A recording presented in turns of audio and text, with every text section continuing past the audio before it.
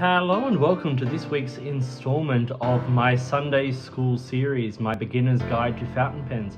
So I've made videos like this in the past and I'm just making them again because I kind of think these might be easier for people to find. I regularly work in a stationery shop and I get asked a lot of questions by the customers. And some of them are really practical questions, and it's some of those that I'm wanting to cover here today. So clearly this series is aimed at new fountain pen users. These aren't for the experienced people out there, and everyone's got their own ways of doing a lot of stuff and their own thoughts on a lot of this.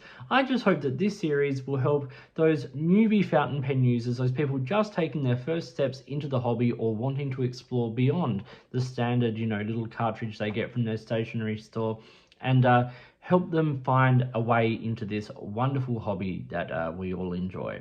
So the first question in this series is, how do you fill a cartridge converter fountain pen?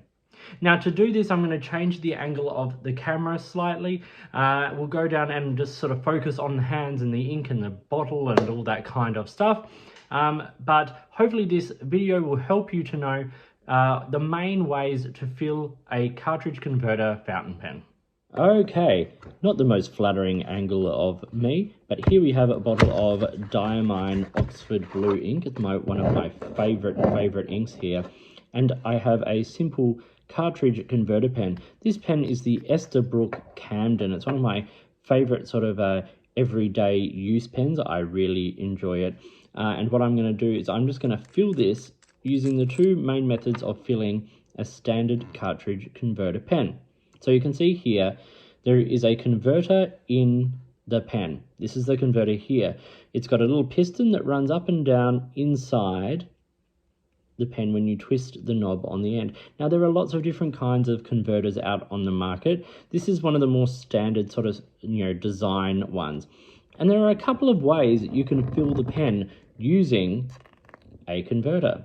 So one method that a lot of people like to use is they like to take the converter out of the pen and dip that into the bottle and then activate the piston. I'm not sure how visible that's going to be. Activate the piston there and fill the converter up with ink. Now that is perfectly valid. It's not my preferred method because I prefer to get a little bit more ink in my pen and to prime the feed. So I'm just emptying that back out there.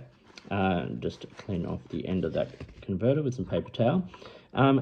I tend to keep the converter in the nib section. So you can see it's well and truly seated there in the nib section. And then I take my nib on the grip section here and I submerge just beyond the nib into the bottle of ink. Then I do the same thing where I twist the converter up and down a couple of times to get a nice sort of decent sized fill.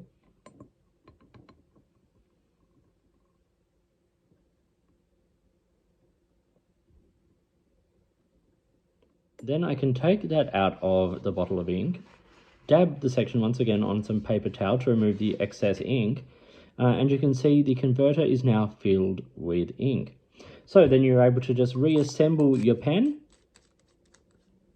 and you're ready to go, ready to write with your beautiful fountain pen and ink.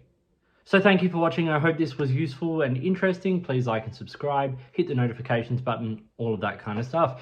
If you've got products you think I should be looking at, or if there is a way you would like to support the channel, I would love to hear from you.